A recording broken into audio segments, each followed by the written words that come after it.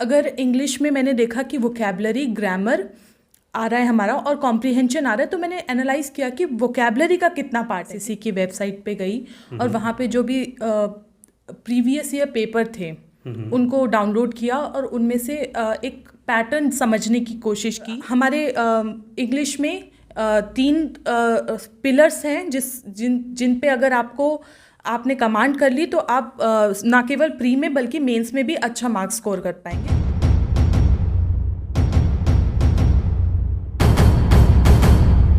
मेरे साथ कीर्ति हैं। कीर्ति ने सीजीएल में इंग्लिश में 50 आउट ऑफ 50 स्कोर किया। इसके अलावा CHSL 2019 के थ्रू मतलब सब कुछ हो रखा है, एक पोस्ट एक्सपेक्ट कर रही हैं, रिजल्ट अवेटेड है, देखते हैं कब आता है। इसके अलावा दिल्ली हाई कोर्ट में जूनियर जुडिशियल असिस्टेंट में इनका स्किल टेस्ट बाकी है, बाकी सारा इन्होंने फॉर्मेलिटीज़ क्लियर कर ली है। तो स्किल टेस्ट के बाद वहाँ भी एक पोस्ट एक्सपेक्ट कर रही हैं। RRB NTPC में CBT 1 इन्होंने क्लियर किया है, CBT 2 का वेट कर रही हैं जिसको दे सके ये। तो आज जानेंगे कि इंग्लिश में 50 आउट ऑफ 50 कीर्ति ने कैसे स्कोर किया, कैसे तैयारी की थी इंग्लिश की, उसको पूरे को समझने में कोशिश करेंगे।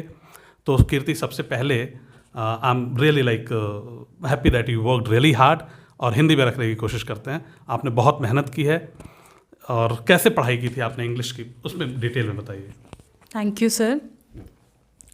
तो इंग्लिश की तैयारी करने से पहले, कोई भी बुक खरीदने से पहले मैंने SSC की वेबसाइट पे गई और वहाँ पे जो भी प्रीवियस ईयर पेपर थे उनको डाउनलोड किया और उनमें से एक पैटर्न समझने की कोशिश की कि किस सेक्शन से कैसे क्वेश्चंस पूछे जा रहे हैं। फॉर एग्जांपल, अगर इंग्लिश में मैंने देखा कि वोकैबलरी ग्रामर आ रहा है हमारा और कॉम्प्रिहेंशन आ रहा है, तो मैंने एनालाइज किया कि वोकैबलरी का कितना पार्ट है, कितना रोल है। क्योंकि होता है कभी कभी ऐसा होता है बच्चों के साथ कि वोकैबलरी सिलेबस नहीं देखा होता है तो पता नहीं चलता कि किस पे कितना टारगेट करना है, किस पे कितना फोकस करना है, किस में कितना टाइम स्पेंड करना है।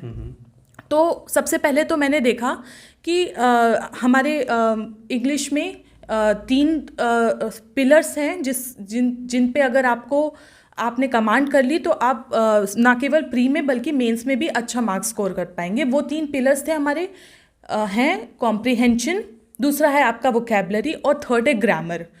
तो वोकैबलरी के लिए मैंने 1 बाय 1 स्टार्ट करते हैं। सबसे पहले वोकैबलरी की बात करते हैं। तो वोकैबलरी मैंने स्टार्ट किया, जो भी स्टैंडर्ड बुक्स थी, जो भी प्रीवियस ईयर के टॉपर्स थे, उन्होंने जो भी स्टैंडर्ड बुक्स रिकमेंड की थी उन बुक्स को मैंने खरीद लिया। For example Neetu Singh ma'am की बुक आती है इंग्लिश की, उस बुक को परचेज किया। उसके बाद SP Bakshi, plain to Paramount की बात कर रहे हैं आप, राइट? हाँ जी, plane to Paramount.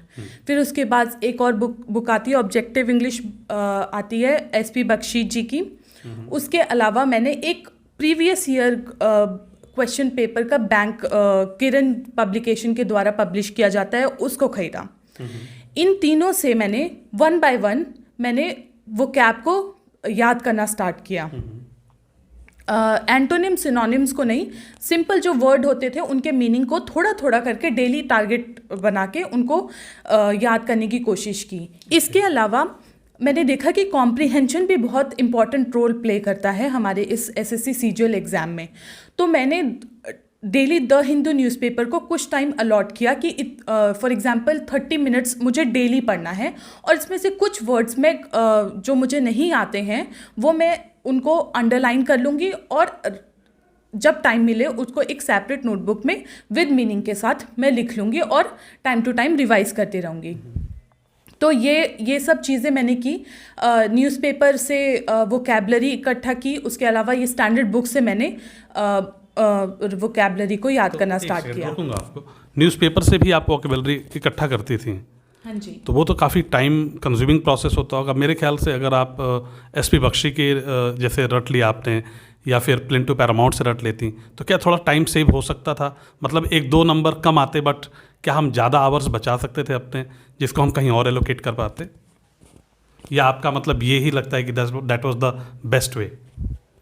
I think it depends कि कैंडिडेट कहाँ स्टैंड करता है. फॉर एग्जांपल कई ऐसे कैंडिडेट होते हैं जिनका पहले से ही इंग्लिश का बैकग्राउंड बहुत अच्छा रहा होता है, तो उनको उतनी मेहनत करने की ज़रूरत नहीं है. बट कुछ कैंडिडेट्स ऐसे होते हैं जिनका वोकैबुलरी सेक्शन बहुत वीक होता है, तो वो स्टैंडर्ड बुक से क्या करते हैं कि वो रटने की कोशिश करते हैं. बट मेरा ये मानना है कि अगर आप किसी वर्ड को एक पैराग्राफ से पढ़ के उसका मीनिंग ढूंढ के पूरा और फिर समझते हैं, तो वो आपका ज़्यादा टाइम तक रिटेन कर पाते हैं आप उस वर्ड को. तो आप जो बुक से आप जो डायरेक्ट रटते हैं उससे रिटेनिंग जो कैपेसिटी होती है आपकी वो कम होती है. लेकिन अगर आप न्यूज़पेपर से ऐसे रीड करके और अपने थोड़ा सा एक्स्ट्रा एफर्ट लगा के अगर आप मीनिंग देखते हैं तो वो ज़्यादा दिन तक आपको याद रह पाता है. तो खैर ये तो हो गया, आपने न्यूज़पेपर से कटिंग की, मतलब नोट किया न्यूज़पेपर से, और क्या क्या किया? तो न्यूज़पेपर से वोकैबलरी, ये जो मेरा रीडिंग करके मैं वोकैबलरी जो लिखती थी, उससे एक और फ़ायदा ये होता था कि मुझे एक ही काम से, एक ही एक्टिविटी से मेरे 2 टारगेट फुलफिल होते थे. पहला तो मैंने बता दिया, वोकैबलरी मेरी उससे इम्प्रूव हुई, इन्हांस हुई. दूसरा ये कि मेरी कॉम्प्रीहेंशन जो स्किल्स थी वो बहुत डेवलप हुई. और कॉम्प्रीहेंशन स्किल्स हम सिर्फ इंग्लिश में ही नहीं, हमें लगता है कि कॉम्प्रीहेंशन सिर्फ इंग्लिश में काम आता है, बल्कि अगर आप रीडिंग हैबिट में रहें तो आप जीएस के क्वेश्चन, मैथ्स के क्वेश्चन बहुत जल्दी पढ़ के और वन गो में आप पूरा मीनिंग कॉम्प्रीहेंड कर सकते हैं. तो उसमें भी बहुत हेल्प करता है. तो इंग्लिश में तो ऑब्वियसली अगर आप रीडिंग हैबिट में रहेंगे तो ना केवल प्री में बल्कि मेंस में भी जो बड़े बड़े पैराग्राफ हैं वो वन गो में आप पढ़ के पूरा मीनिंग समझ सकते हैं. फिर आपके जो क्वेश्चंस होंगे आपको फिर से वापस पैराग्राफ में जाने की ज़्यादा ज़रूरत नहीं पड़ेगी. तो ऐसे मैंने कॉम्प्रीहेंशन का किया. तो ये कॉम्प्रीहेंशन का हो गया है ना.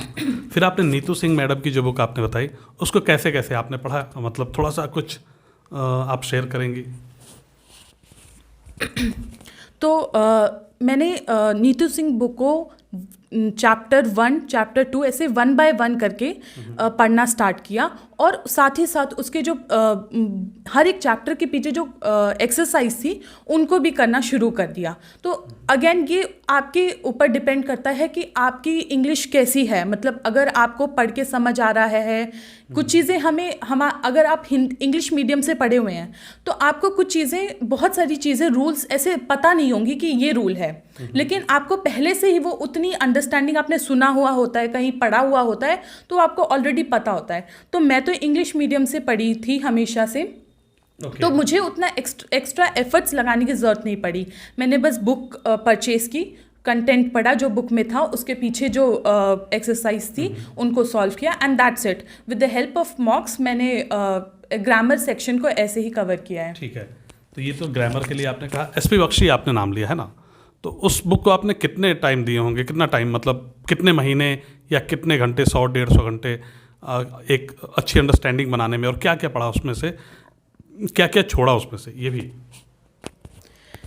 एसपी बख्शी ने plinth to paramount by Neetu Singh मैंने फॉर ग्रामर के लिए रेफ़र की थी.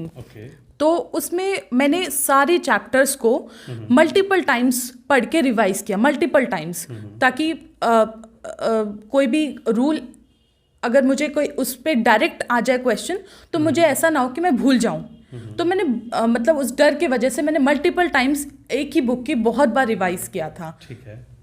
उसके अलावा और तो एज सच मैंने कुछ नहीं किया. मतलब नीतू सिंह मैम की बुक और न्यूज़पेपर पे काफ़ी आप डिपेंडेंट रहे, relied. One more thing I would like to add कि मोस्ट पीपल थिंक कि अगर एक क्वेश्चन ग्रामर से आता है तो हमें ऐसा लगता है, जैसे फॉर एग्जांपल कुछ इम्प्रूवमेंट का क्वेश्चन आ गया, तो हमें ऐसा लगता है कि ये स्ट्रिक्टली हम अगर ग्रामर की बुक को रट लेंगे तो हम वो क्वेश्चन सॉल्व कर पाएंगे. बट कई बार ऐसा देखा जाता है कि अगर कई क्वेश्चंस तो डायरेक्ट आपको दिख जाएगा कि रूल लग रहा है, लेकिन बहुत बार ऐसा भी होगा कि आपको अपनी जो अंडरस्टैंडिंग जो आपने डेवलप की है इंग्लिश लैंग्वेज में, वो प्रीवियस अंडरस्टैंडिंग के वजह से आप उस क्वेश्चन को सॉल्व कर पाओगे.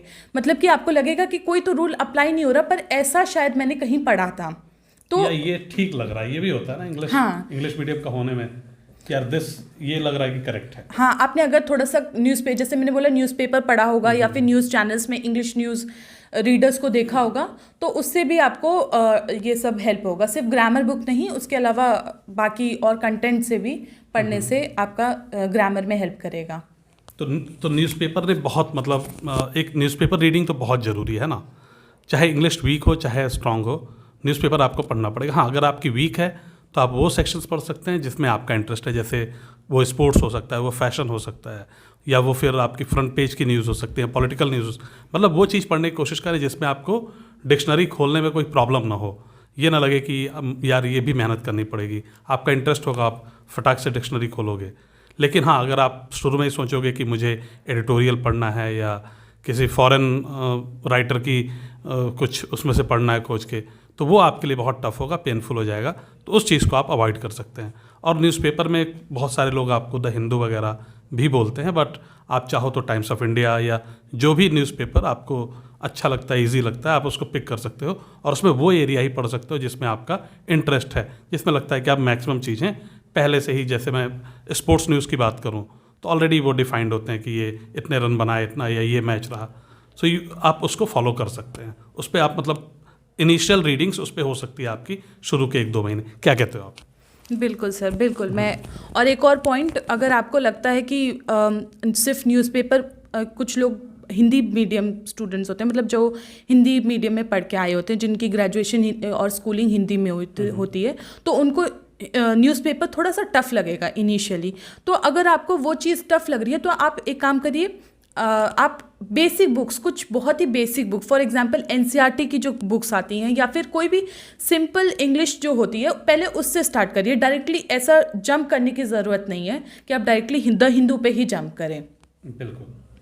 आप इवन जो जैसे बचपन में आप चाचा चौधरी वगैरह पढ़ते थे, तो उसकी इंग्लिश वर्जन्स भी आती हैं, वो भी आप शुरू में कर सकते हैं, बट उसमें थोड़ा सा ध्यान रखना पड़ता है कि टाइम आपको देखना पड़ता है कि आप उसमें ड्रैग ना हो, मैनेज करना होगा आधे घंटे 1 घंटा निकाल के।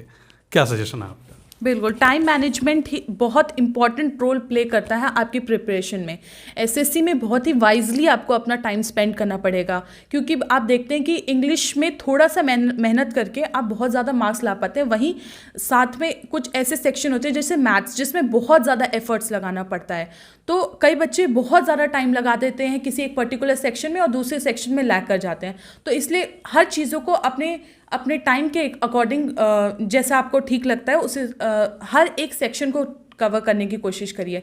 मैं क्या करती थी, वोकैबुलरी को ऐसे टाइम पे पिक करती थी। फॉर एग्जांपल लंच के बाद हमें यूजुअली थोड़ा सा नींद सा आता है, या फिर रात के टाइम पे जब हम पूरी पढ़ाई कर लेते हैं उसके बाद हमें थकावट सी फील होती है। तो मैं उस समय, क्योंकि वोकैबुलरी पढ़ना बहुत ही ज़्यादा, उसमें दिमाग लगाने की ज़रूरत नहीं है, बस थोड़ा सा आप एक बार गो थ्रू कर लेते हैं तो वो दिमाग में थोड़े टाइम के लिए रह लेता है। तो मैं ऐसे टाइम पे प्रेफर करती थी। तो टाइम मैनेजमेंट बहुत ज़रूरी है। तो इस तरह वाइजली आपको प्लान करना होता है कि किसी चीज़ में ड्रैग नहीं होना, वहाँ मज़ा नहीं लेना। This is not your like pleasure zone, ठीक है। दिस इज़ लाइक आप अपनी ज़िंदगी बनाने जा रहे हैं, एफर्ट डाल रहे हैं, सेक्रीफाइसेस कर रहे हैं, तो उसको सेक्रीफाइस की तरह करें, उसमें मज़ा ढूंढने की ज़रूरत नहीं है, ठीक है। बाकी मैं पूछूंगा कीर्ति से कुछ और ये ऐड करना चाहें जो चीज़ आपकी हेल्प कर सके बच्चों की। एक पॉइंट और मैं फिर से वो न्यूज़पेपर रीडिंग के लिए फिर से ऐसे बोलूँगी, क्योंकि मुझे खुद बहुत फ़ायदा हुआ। मतलब कुछ टाइम तो मुझे बहुत मेहनत लगी कि इतने सारे वर्ड्स हैं, मुझे समझ नहीं आ रहा। जब मेरा ग्रेजुएशन के बाद से मैंने प्रिपरेशन स्टार्ट की तो लेकिन धीरे धीरे करके वो वर्ड्स मैंने देखा कि पेपर में, ना केवल एसएससी में, पर जहाँ पे भी कॉम्पिटिटिव एग्जाम, जहाँ पे भी वोकैबुलरी सेक्शन पूछा जाता है, वो यही सब वर्ड्स डेली यूज़ के, जो पूछे जाने वाले, डेली यूज़ में काम आने वाले वर्ड्स जो हैं वही पूछे जाते हैं, और वो न्यूज़पेपर में बहुत आसानी से मिल जाते हैं। तो एक तो वोकैबुलरी, और दूसरा आपका जीके भी बढ़ता रहता है न्यूज़पेपर से। तो newspaper reading should be included in your preparation, I think. बाकी तो आपने कहा सिर्फ एक किताब प्लिंट टू पैरामाउंट और दूसरा न्यूज़पेपर हो गया, बाकी कोई चीज़ आपने यूज़ नहीं की थी? एसपी बख्शी वोकैब के लिए। एंड किरण's प्रीवियस ईयर पेपर आता है, उसमें वोकैबुलरी पार्ट सिर्फ मैंने वो किया था, उससे वोकैबुलरी पार्ट और थोड़ा बहुत एक्टिव पैसिव मैंने प्रैक्टिस की थी, दैट्स इट। और मॉक्स भी लगाए थे आपने इंग्लिश के? बिल्कुल, मॉक्स तो मैंने प्री के लिए भी और मेंस के लिए दोनों के लिए लगाए थे। कितने मॉक्स लगाए थे इंग्लिश के? इंग्लिश के लिए मैं सेक्शन मॉक उतना नहीं लगाती थी, सिर्फ जो प्री का जिसमें चारों सेक्शन होता है बस उसी में मैंने 20 to 30 मॉक्स before sitting into actual examination उतना लगाया था। 20 से 30 मॉक्स आपने फुल फ्लेज लगाए थे। और जब आपने मेंस दिया था तब आपने कितने मॉक्स लगाए होंगे? Again 15 to 20 मॉक्स। Okay. मुझे इंग्लिश के लिए कुछ ज़्यादा एफर्ट कभी भी लगाने की ज़रूरत नहीं पड़ी, बस वो थोड़ा सा वोकैबलरी स्टार्टिंग में थोड़ा सा वोकैबलरी पोर्शन जो मैंने न्यूज़पेपर से करा था बस उसी में थोड़ा ज़्यादा मेरे को अपने आप को उस एफर्ट थोड़े ज़्यादा लगाने पड़े। अपार्ट फ्रॉम दैट मेरा कहीं पे भी कोई बहुत ज़्यादा मेजर हर्डल नहीं रहा। ओके, सो आई थिंक कीर्ति ने कोशिश की है एक पूरा ओवरव्यू देने की कि कैसे आपको तैयारी करनी है इंग्लिश की, जिससे कि आप बहुत अच्छा स्कोर कर पाएँ। अगर आपका कोई कमेंट है, कुछ जानना चाहते हैं, कोई सजेशन है, कुछ पूछना चाहते हैं, डेफिनेटली आप कमेंट सेक्शन में पूछें। I will request Kirti to answer there. Thank you everyone, have a nice day, bye.